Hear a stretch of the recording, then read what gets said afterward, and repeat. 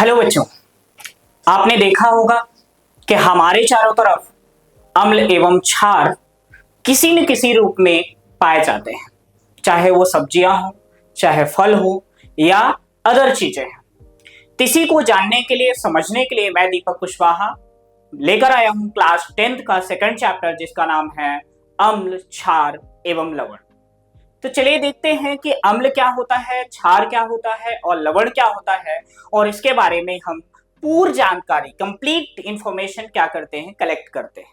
तो चलिए देखते हैं कि अम्ल क्या होते हैं, क्षार क्या होते हैं, उसके बारे में। तो आप देखेंगे कि अम्ल जो है उसका एक अलग ही नेचर होता है ना, जो कि आप देखेंगे कि हमारे सराउंडिंग में चारों तरफ किसी न किसी रूप में पाए जाते हैं। अब वो कौन से रूप होते हैं, कौन से ऐसे प्राकृतिक एवं अप्राकृतिक वस्तुएं हैं जिनमें अम्ल पाए जाते हैं, और अम्ल का नेचर क्या होता है, और इसका हमारे दैनिक जीवन में क्या उपयोग है। तो चलिए देखते हैं। आप देखेंगे एसिड, अम्ल। तो अम्ल होते क्या है? तो यहां पर एक साइंटिस्ट हैं जिनके नाम है अहिर्नियस। क्या नाम है? अहिर्नियस। तो अहिर्नियस कहते हैं कि अम्ल वो है जो जलीय विलयन में H+ आयन डोनेट करते हैं।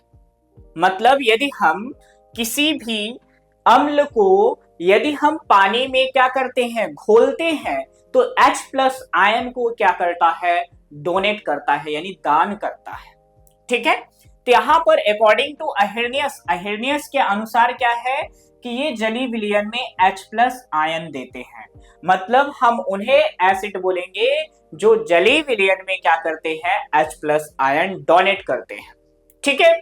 फिर इनका नेचर कैसा होता है? ये स्वाद में खट्टे होते हैं। आपने जितने भी फ्रूट्स खाए होंगे और खाते हैं, जैसे आपने देखा होगा संतरा होगा, आम भी देखे होंगे, जब पका हुआ नहीं होता है तो वो भी खट्टा होता है। इमली आपने देखा होगा, नींबू देखा होगा, इनमें क्या होता है, खट्टापन होता है।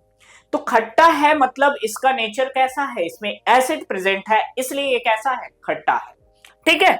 फिर ये क्या करते हैं, एक होता है परीक्षण, नीले लिटमस को लाल कर में बदल देता है। मतलब क्या होता है कि अम्ल क्षार को ज्ञात करने के लिए, पता करने के लिए एक पेपर आता है। आपने जैसा टिश्यू पेपर होगा, न्यूज़पेपर देखा होगा, इसी तरह से एक लिटमस पेपर आता है। ये लिटमस पेपर का काम होता है जो अम्लीयता है, क्षारीयता है, उसको बताना। ठीक है। यानी उसका कलर दिया होता है, उसमें जो टिश्यू पेपर होगा तो उसमें कुछ इस तरीके से होगा, और उसमें जो है अकॉर्डिंग टू पीएच, यहां पर पीएच वैल्यू होती है। पीएच वैल्यू के आधार पर उसमें क्या होते हैं, कलर होते हैं, और कलर के बेसिस में हम ये पता लगा सकते हैं कि ये कितना एसिडिक है और कितना बेसिक है। मतलब इसका जो एसिड वैल्यू है, यानी क्षार की क्षमता है, वो कितनी है, ज्यादा है या कम है। ठीक है। तो यहां पर जो लिटमस पेपर है, ये क्या करता है, नीले से इसको किस में कन्वर्ट कर देता है, लाल में कन्वर्ट कर देता है। मतलब जैसे ही हम यहाँ पर मान लीजिए हमारे पास क्या है, एसिड है, ये मान लीजिए इसमें हमने एसिड लेके रखा है, और इसमें हम क्या करते हैं, लिटमस पेपर को क्या कर देते हैं, मिलाते हैं, सॉरी, लिटमस पेपर्स को हम क्या करते हैं, डालते हैं। यदि आप इसमें लिटमस पेपर को डालेंगे तो उसका कलर कैसा हो जाएगा, परिवर्तित हो जाएगा। क्या हो जाएगा बेटा, परिवर्तित हो जाएगा। तो यदि इसका कलर मान लीजिए यहां से यहां तक आ गया और ये चेंज हो गया कलर, तो ये समझ लीजिए उसका जो नेचर होगा, जो वैल्यू यहां पर दिया होगा, उतना वो क्या होगा, एसिडिक होगा। कितना होगा, जितना उसमें वैल्यू दी होगी। ओके, समझ में आया कि नहीं आया? ठीक है। अगला हम देखते हैं कि जो एसिड है इसकी उत्पत्ति कहां से हुई, ओरिजिन कहां से हुआ। तो एक लैटिन शब्द है, भाषा, जिसका अर्थ है खट्टा। यानी एक लैटिन लैंग्वेज है जिसका अर्थ होता है खट्टा। खट्टा मतलब जो आप खाते हैं, खट्टा लगता है ना। अब यहां पर देखें कि जो एसिड है, on the basis of strength, क्षमता के आधार पर अम्ल को दो वर्गों में विभाजित किया गया है। एक प्रबल अम्ल, प्रबल का मतलब जो होता है हाईली एसिडिक होता है, कंसंट्रेटेड। ठीक है। तो कंसंट्रेटेड हाईली एसिडिक अम्ल जो होता है उसको हम क्या बोलते हैं बेटा, प्रबल अम्ल। अब प्रबल अम्ल का यूज हम मान लीजिए आप नॉर्मली देखे होंगे कि कहीं भी मूवियां देखते हैं तो मूवियों में आपने देखा होगा एसिड अटैक, देखा होगा। तो ये एक तरह का उसमें क्या था, प्रबल अम्ल था, हाईली एसिडिक अम्ल था, कंसंट्रेटेड था। और वो कंसंट्रेटेड अम्ल जो है जब स्किन में पड़ता है तो क्या कर देता है, जला देता है, बर्न कर देता है। ठीक है, तो यहाँ पर प्रबल अम्ल वे अम्ल हैं जो जलीय विलयन में पूर्ण रूप से आयनीकृत होते हैं। मतलब यदि हम इसको डालते हैं, जैसे हमारे पास HCl है, तो मान लीजिए हमारे पास यहाँ पर क्या है, ये पानी सॉल्यूशन है, यहाँ पर हमारे पास ये वाटर है, और इस वाटर में हमने क्या किया, एसिड को मिला दिया। यहाँ पर हमने इसमें एसिड को मिला दिया। अब इसमें एसिड हमने कौन सा डाला है बेटा, HCl डाला। क्या डाला, HCl डाला। जब HCl को हम यहाँ पर डालेंगे तो ये जाकर H प्लस आयन और Cl आयनस आयन में ये क्या हो जाएगा, कन्वर्ट हो जाएगा, यानी तोड़ देगा। ठीक है, तो ये कंप्लीट रूप से क्या हो गया, आयनीकृत हो गया, यानी कंप्लीटली आयनित हो गया, पूर्ण रूप से आयनीकृत हो गया। इसलिए यहाँ पर हम क्या बोलते हैं कि प्रबल अम्ल जल में, जलीय विलयन में पूर्ण रूप से आयनीकृत हो जाते हैं, यानी कंप्लीटली ये क्या हो जाते हैं, आयोनाइज हो जाते हैं। ठीक है, फिर अगला आता है बेटा प्रबल अम्ल क्या है, HCl है, H2SO4 है, HNO3 है। ठीक है, HCl क्या होता है, हाइड्रोक्लोरिक अम्ल होता है। ठीक है, और H2SO4 क्या होता है, सल्फ्यूरिक अम्ल होता है।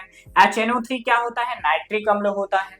ठीक है, उसके बाद यदि हम देखेंगे दुर्बल अम्ल। अब दुर्बल अम्ल क्या होता है, जैसे आपने देखा कि प्रबल अम्ल जो होता है कंप्लीटली आयोनाइज हो रहा है, यानी पूर्ण रूप से क्या हो रहा है, विखंडित हो रहा है, टूट टूट कर अलग हो रहा है ना। तो जब टूट टूट कर अलग हो रहा है तो उसके एलिमेंट्स एंड कंपाउंड सेपरेट हो रहे हैं, है ना। लेकिन यहाँ पर जो दुर्बल अम्ल होता है इसमें ऐसा नहीं होता है। तो फिर कैसा होता है, तो यदि आप देखेंगे कि जो प्रबल अम्ल होता है वो जलीय विलयन में पूर्ण रूप से आयनीकृत नहीं होता, मतलब ये कंप्लीटली आयोनाइज नहीं होगा, पूर्ण रूप से नहीं टूटेगा।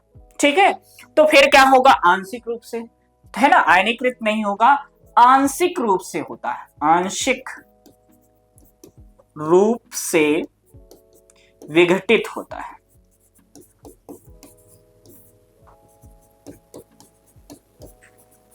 आंशिक रूप से क्या होता है, विघटित होता है। आंशिक रूप से विघटित होने का मतलब होता है क्या, कि ये बहुत ही माइन्यूट क्या होता है, टूटता है। समझ में आया कि नहीं है। तो यहां पर एग्जांपल आप देखेंगे कि HCH3COH लैक्टिक अम्ल बोलते हैं, ऑक्सैलिक अम्ल होता है। ठीक है, ये क्या होते हैं, अम्ल का टाइप है। ठीक है, कौन से अम्ल, जो कम क्षारीय होते हैं, अम्लीय होते, सॉरी। यहां पर अगला देखते हैं सांद्रता और तनु। अब ये सांद्रता और तनु का मतलब क्या होता है, जब अम्ल हाईली एसिडिक होता है, जब अम्ल जो होता है हाईली एक्टिव होता है तो उसे हम बोलते हैं सांद्र अम्ल, और तनु उसे हम बोलेंगे जब वो कम रिएक्टिव का, मतलब यदि आप देखोगे तो जिसमें पानी की मात्रा बहुत कम होगी वो सबसे ज्यादा अम्लीय होगा, और जिसमें पानी की मात्रा सबसे ज्यादा होगी वो सबसे कम अम्लीय होगा। तो यहाँ पर आप देखेंगे जिसमें अम्ल अधिक मात्रा में होता है जबकि जल अल्प मात्रा में होता है तो उसे हम क्या बोलते हैं, सांद्र अम्ल बोलेंगे, यानी अम्ल ज्यादा और पानी कम, तो उसे हम क्या बोलेंगे, कंसंट्रेटेड। ठीक है, और जहां पर अम्ल क्या होगा, कम होगा, बल्कि पानी क्या होगा, अधिक होगा, यानी अम्ल की मात्रा कम लेकिन पानी की मात्रा ज्यादा, तो उसे हम क्या बोलेंगे बेटा, तनु अम्ल बोलेंगे। क्या बोलेंगे, तनु अम्ल बोलेंगे। समझ में आया कि नहीं आया, इन्हीं चीजें समझ में आया। तो ये बेसिक फीचर है किसके, एसिड का। ठीक है, यदि हम आगे बात करते हैं तो अम्लों के अस्तित्व कितने टाइप के होते हैं, यानी उनके अस्तित्व के आधार पर कितने टाइप के अम्ल होते हैं, तो दो टाइप के होते हैं। एक है कार्बनिक अम्ल और एक है खनिज अम्ल। एक है कार्बनिक अम्ल और एक है खनिज अम्ल। एक जो कार्बनिक यौगिकों से मिलते हैं और एक जो खनिज पदार्थों से मिलते हैं उन्हें हम क्या बोलेंगे, कार्बनिक एवं खनिज अम्ल बोलते हैं। ठीक है बेटा, अब यहां पर आप देख रहे हैं कार्बनिक अम्ल, यानी इनमें मुख्य रूप से आपको डायरेक्टली इंडिकेट करना है कि कार्बनिक पदार्थों से बनेगा, लेकिन खनिज अम्ल जो होता है कार्बनिक पदार्थों से नहीं बनेगा। ठीक है, तो यहाँ पर कार्बनिक अम्ल प्राकृतिक रूप से पाए जाने वाले अम्ल हैं, यानी नेचुरली जो पाए जाते हैं, प्राकृतिक रूप से पाए जाते हैं वो अम्ल हैं। ये विभिन्न पादप पदार्थों है ना, और जंतुओं में पाए जाते हैं, यानी कई सारे, जैसे आपने देखा होगा लेमन हो गया, है ना, टार्टरिक हो गया, है ना, तो इनमें क्या होता है, एसिडिक अम्ल होता है, यानी नेचुरल होता है। ठीक है, यहाँ कुछ अम्ल जैसे उनके स्रोत दिए गए हैं, तो ये देखते हैं। तो यहाँ पर आप देख रहे हैं, यहाँ पर कुछ आपको डायग्राम्स दिख रहे हैं, है ना, और उनके नाम दिया है एसिड के। तो आप देखेंगे सबसे पहला एसिड है जिसका नाम है एसिडिक एसिड, जिसका फॉर्मूला होता है CH3COOH। ठीक है, यहां पर एसिडिक एसिड को हम एक नाम से और बोलते हैं एथेनोइक एसिड, ये और आगे चैप्टर नंबर 4 में भी पढ़ेंगे, जो उसका नाम है कार्बनिक यौगिक। तो जब कार्बनिक यौगिकों में आप पढ़ोगे तो वहां पर और अच्छे समझ में आएंगे, इसके और टाइप देखेंगे, बट यहाँ पर हम अभी अम्ल के बारे में देख रहे हैं। जब अम्ल के बारे में देख रहे हैं तो हम सिर्फ अम्ल के एक अम्ल के बारे में अभी बात कर रहे हैं। तो अम्ल का नाम क्या है, एसिडिक एसिड, और इसका ये एथेनोइक जो होता है IUPAC नाम होता है। ठीक है, अब ये कहाँ होता है, सिरिका में होता है। कहाँ होता है बेटा, सिरिका। अब सिरिका कहाँ होता है ये ध्यान रखना, ये जो आपको दिख रहा है ना, क्या दिख रहा है, ये वाला। ठीक है, तो यहां पर ये सेब है, तो सेब में जो है आपको कौन सा अम्ल मिल जाएगा, एथेनोइक अम्ल या एसिडिक एसिड मिल जाएगा। समझ में आया कि नहीं, किसमें मिल जाएगा, सेब में आपको मिल जाएगा। ठीक है, उसके बाद यदि आप देखोगे कि साइट्रिक अम्ल, ठीक है, कौन सा अम्ल बेटा, साइट्रिक अम्ल। साइट्रिक अम्ल कहां मिल जाएगा, खट्टे फल में। अब खट्टे फल कौन सा होता है, आपने देखा होगा, अंगूर देखा होगा, संतरा देखा होगा, नींबू देखा होगा, इनमें कौन सा, जैसे ये अंगूर है, तो इसमें कौन सा अम्ल मिलेगा बेटा, साइट्रिक अम्ल मिलेगा। कौन सा में अम्ल मिलेगा, साइट्रिक अम्ल मिलेगा। किसमें, किसमें, अंगूर में। यहां पर सेब में कौन सा अम्ल मिलेगा बेटा, यहां पर सेब में मिलेगा बेटा सिरका मिलेगा। सिरका जो है तो कौन सा, एसिडिक एसिड होता है, कौन सा होगा, एसिटिक अम्ल मिलेगा, एसिटिक अम्ल मिलेगा। ठीक है, और फिर आता है स्कॉर्बिक अम्ल, विटामिन सी, जो खट्टे फल में, है ना, आपने देखा होगा विटामिन सी किसमें होता है, नींबू में आप देखेंगे, है ना, तो इनमें कौन सा होता है, नींबू 11 में। ठीक है, अगला क्या है, टार्टरिक अम्ल, आपने नाम सुना होगा टार्टरी। ठीक है, तो टार्टरिक अम्ल किसमें होता है, इमली में मिलता है। ठीक है, तो ये इमली आप देख रहे हैं, ठीक है, इमली में, तो इसमें कौन सा अम्ल है, टार्टरिक अम्ल, टार्टरिक अम्ल।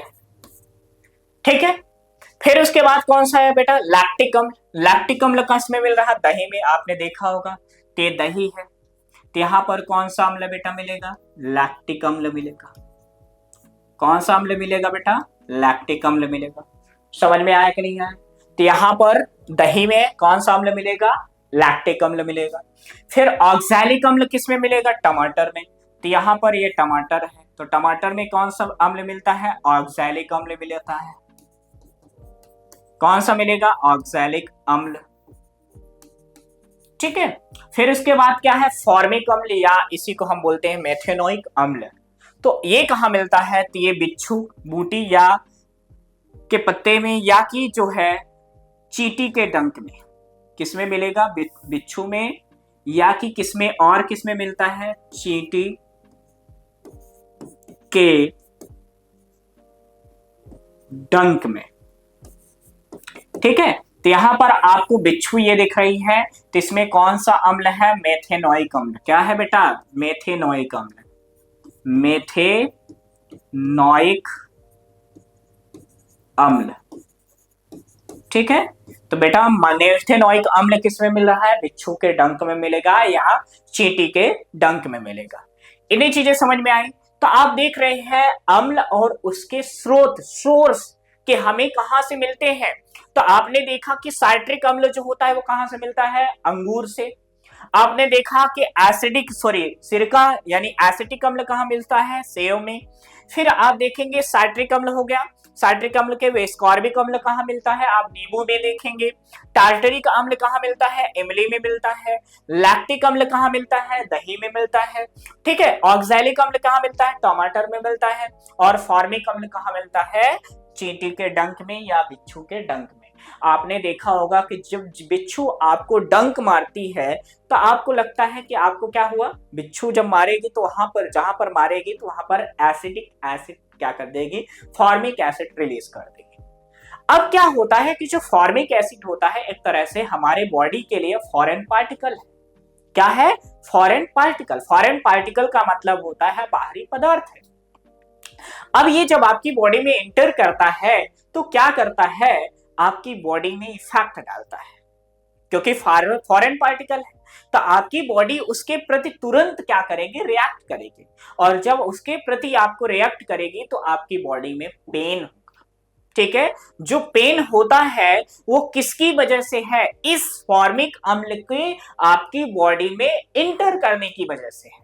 तो जब फॉर्मिक एसिड जब आपकी बॉडी में इंटर हो जाता है तो आपको क्या होता है, पेन होता है, दर्द होता है। समझ में आया कि नहीं है?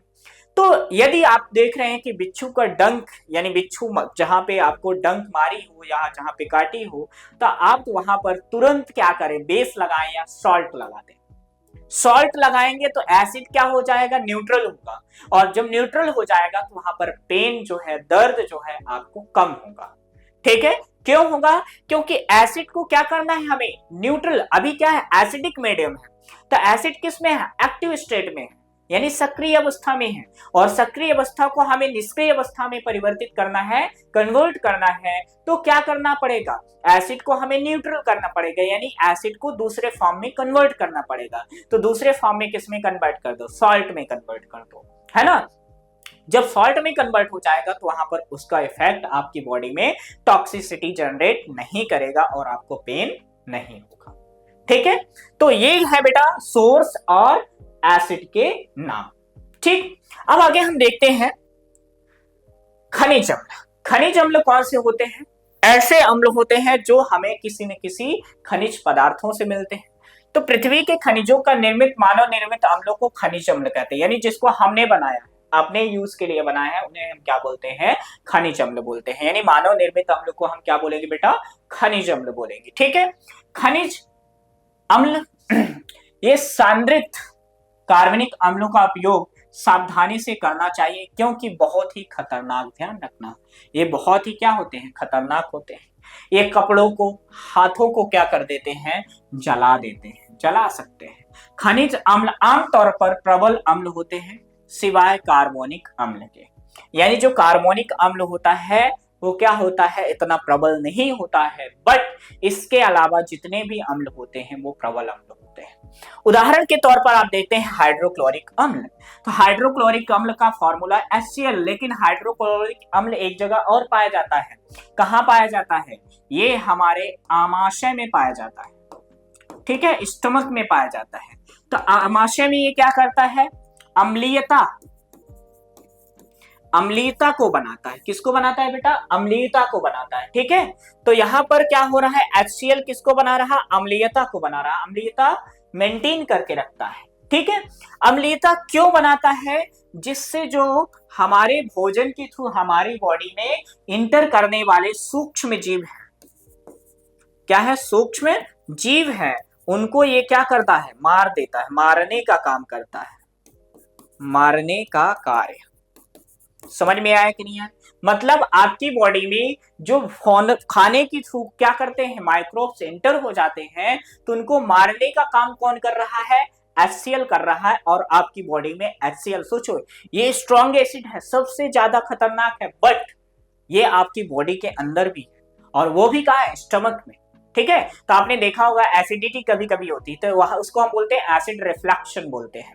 ठीक है, फिर दूसरा क्या है, सल्फ्यूरिक अम्ल, जिसका नाम है H2SO4। ठीक है, सल्फ्यूरिक अम्ल। फिर अगला क्या है, नाइट्रिक अम्ल, जिसका नाम है HNO3। फिर कार्बोनिक अम्ल है, जिसका नाम है H2CO3। H2CO3 को हम बेटा क्या बोलते हैं, कार्बोनिक अम्ल बोलते हैं। तो ये अम्ल ऐसे हैं जिसको हमने बनाया है, और ये क्या होते हैं, प्राकृतिक अम्लों से भी खतरनाक होते हैं। और यदि इनके कुछ ड्रॉप हमारी बॉडी में या कपड़ों में पड़ जाते हैं, तो ये क्या कर देते हैं, उस कपड़े को या बॉडी को बर्न कर देते हैं, जला देते हैं। इतना समझ में आया कि नहीं आया? तो ये अम्ल का क्या है, नेचर है बेटा।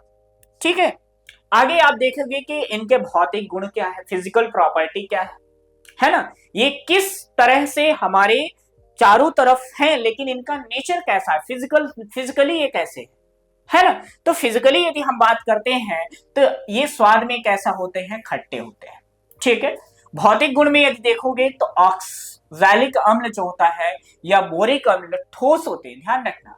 यहाँ पर जो ऑक्सैलिक अम्ल होते हैं और बोरिक अम्ल क्या होते हैं, ठोस होते हैं। तो ध्यान रखना, यहाँ पर एक पॉइंट आपको मिल गया ऑब्जेक्टिव का, कि ऐसे कौन से अम्ल हैं जो ठोस अवस्था में पाए जाते हैं। तो ये है ऑक्सैलिक अम्ल और बोरिक अम्ल। ये ऑक्सैलिक अम्ल और बोरिक अम्ल किस अवस्था में पाए जाते हैं बेटा, ठोस अवस्था में पाए जाते हैं। अगला, जबकि अन्य एसिडिक अम्ल, सल्फ्यूरिक अम्ल ठोस होते हैं, ठीक है। अम्ल जैसे जैसे आप देखेंगे, ध्यान रखना यहाँ पर मेनली कौन है, ऑक्सैलिक और बोरिक अम्ल। उसके बाद और कौन से होते हैं, एसिडिक अम्ल और सल्फ्यूरिक अम्ल क्या होते हैं, ठोस होते हैं, ठीक है। तो अभी पिछली उसमें देखे आपने कि यहां पर जो है, जो ऑक्सैलिक अम्ल, एसिटिक अम्ल होता है, एसिडिक एसिड किसमें होता है, खट्टे फलों में, है ना।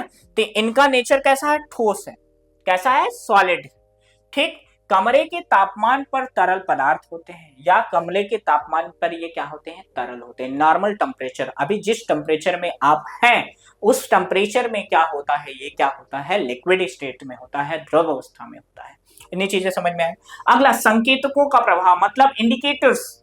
यदि हम इनमें इंडिकेटर्स मिलाते हैं तो ये हमें कैसे दिखाई देते हैं, इसका नेचर कैसा शो होता है। तो देखिए, आप देखेंगे कि ये क्या करते हैं, नीले लिटमस पेपर को ये क्या कर देते हैं, लाल कर देते हैं। यानी हम यदि लिटमस पेपर में इनको क्या करते हैं, कुछ ड्रॉप यदि डालते हैं तो आप देखेंगे को नीला, पहले नीला कलर का होता है और फिर वो किसमें कन्वर्ट हो जाता है, लाल कलर का। और क्या होता है, जैसे मिथाइल ऑरेंज, जो नारंगी या गुलाबी रंग का आपको दिखाई देने लगेगा, नारंगी या गुलाबी रंग का आपको कुछ ऐसा दिखाई देगा, इस तरीके से, ठीक है। इस तरीके से जो होगा ये दिखाई देने लगेगा, ठीक है, कौन, मिथाइल ऑरेंज का। जबकि फिनोल्फ्थालीन अम्लीय माध्यम में रंगहीन होता है।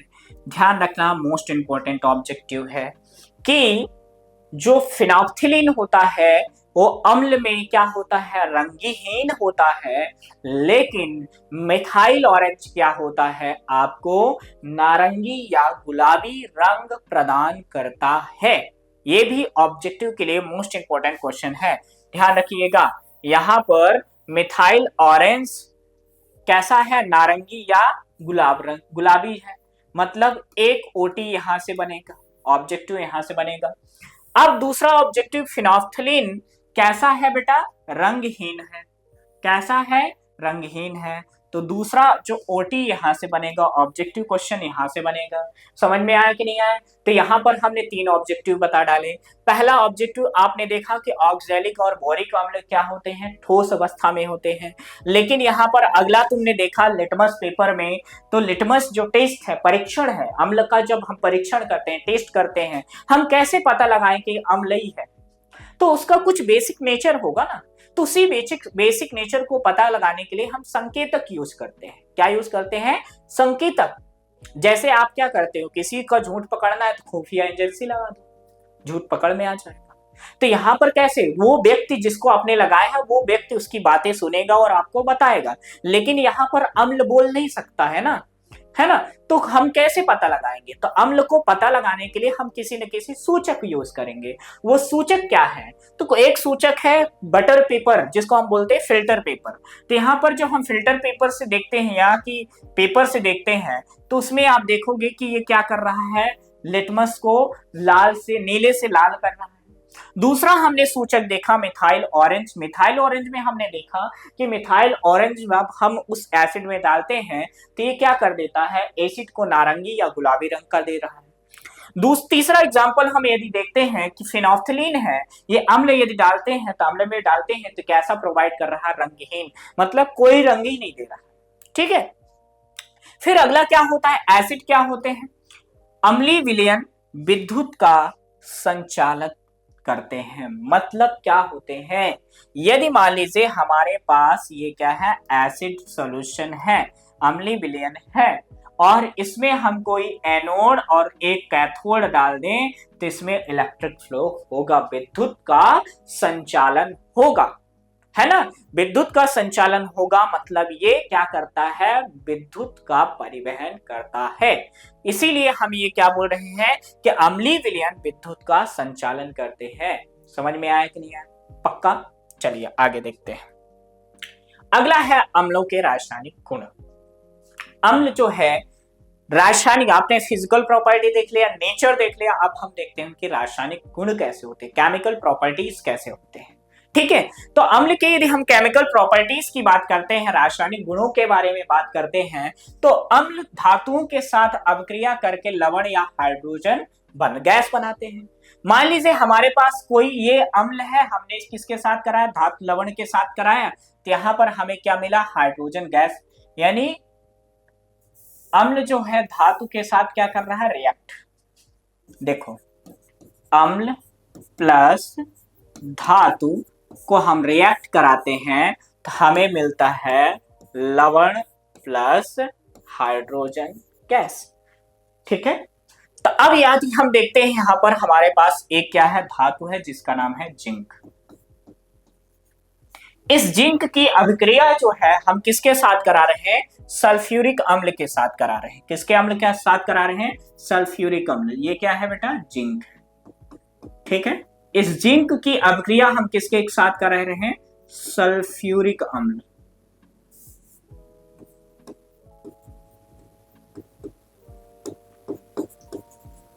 सल्फ्यूरिक अम्ल के साथ।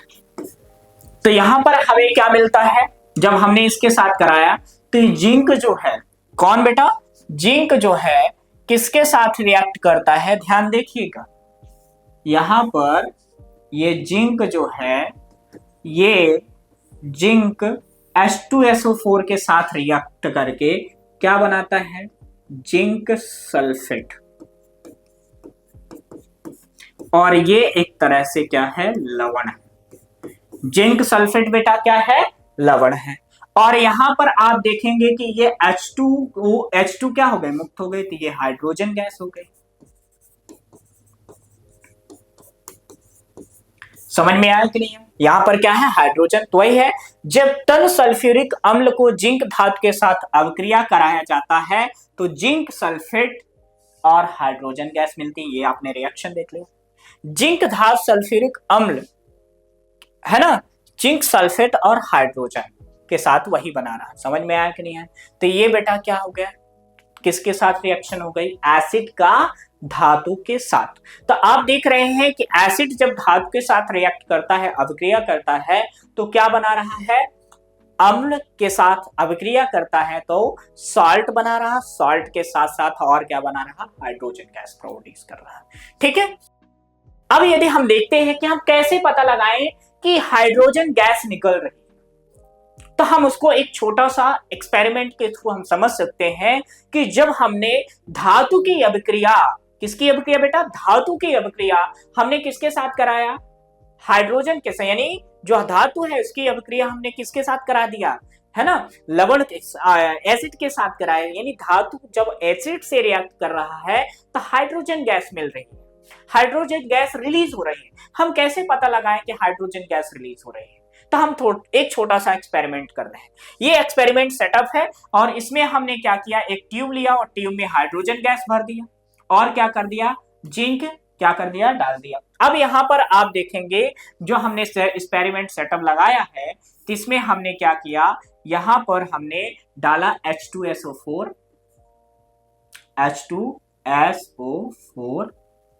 ठीक है, सल्फ्यूरिक एसिड। साथ में इसमें हमने क्या डाल दिया, जिंक का एक टुकड़ा डाल दिया, Zn डाल दिया।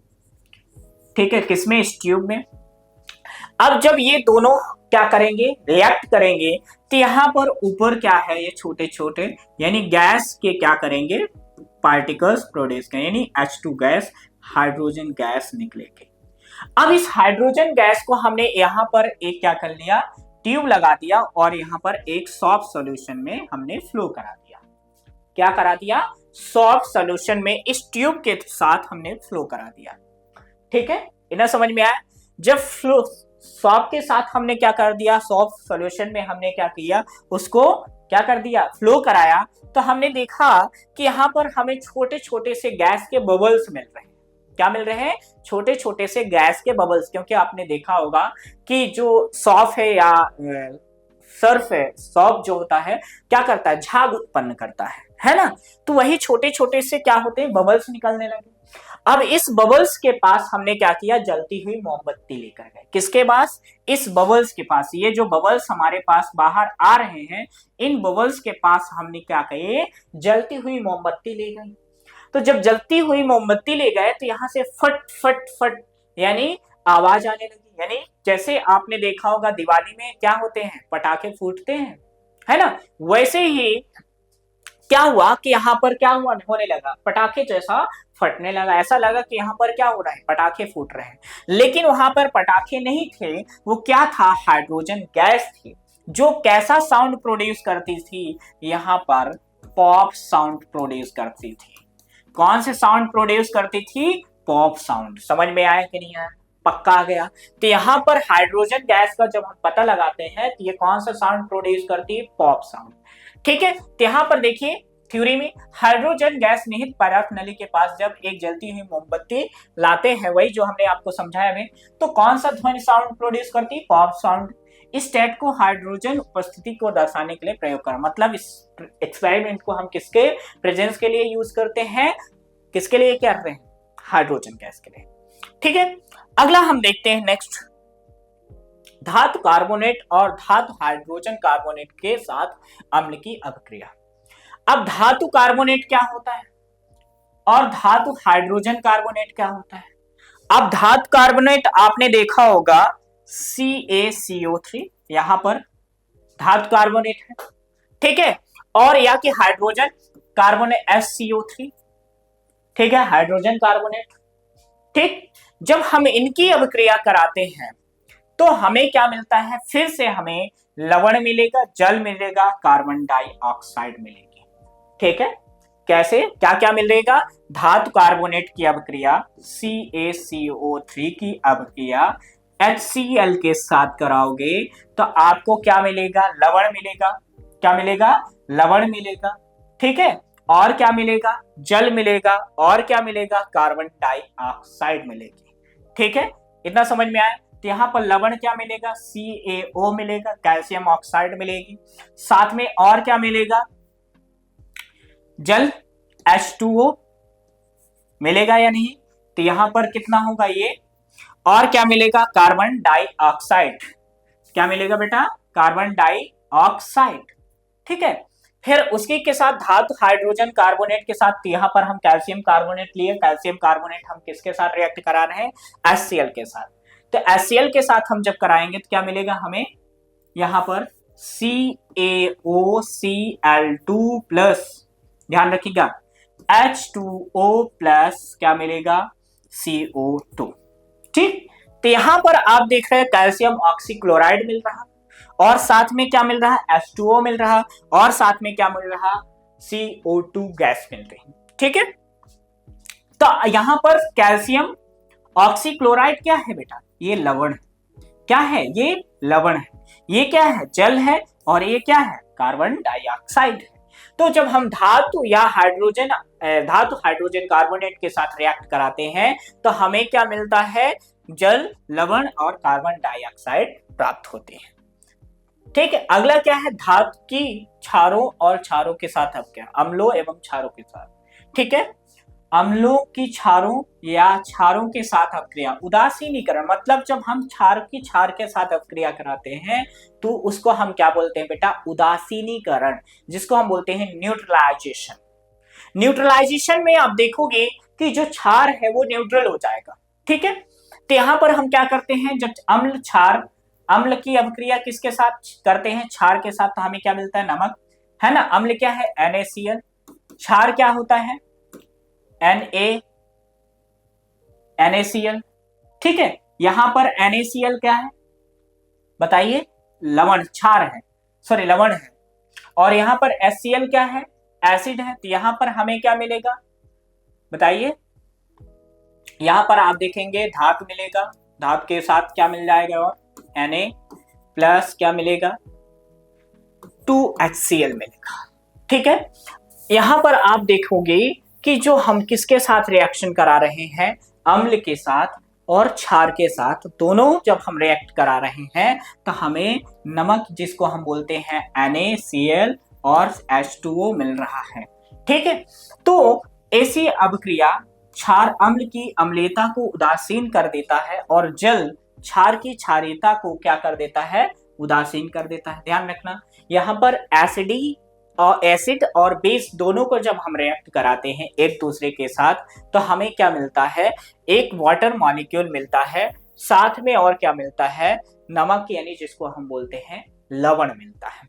ठीक है, अब जैसे मान लीजिए कोई भी एसिड लेंगे, HCl प्लस HCO3 ले लो। ठीक है, या इसी को क्षार यदि आप ले रहे हो तो NaOH ले लो, HCl प्लस NaOH ले लो।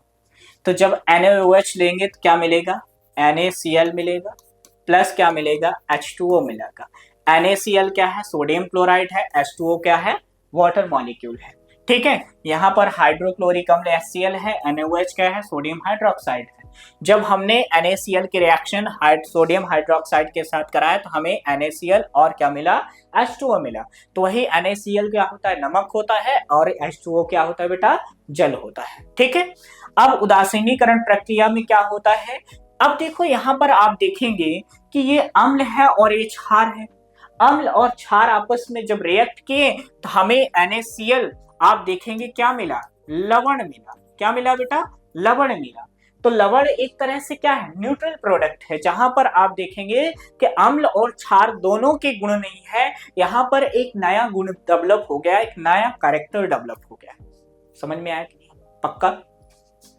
तो ये है क्या, न्यूट्रलाइजेशन। अब आप देख रहे हैं यहाँ पर वही रिएक्शन यहाँ पर है, NaOH यानी सोडियम हाइड्रोक्साइड की रिएक्शन HCl के साथ कराया तो NaCl मिला और H2O मिला। समझ में आ गया कि नहीं यार, पक्का? नेक्स्ट आप देखते हैं धातु ऑक्साइड के साथ अभिक्रिया। ठीक है, अब धातु ऑक्साइड के साथ HCl जो नहीं एसिड जो है कैसे रिएक्ट करता है वो देखते हैं।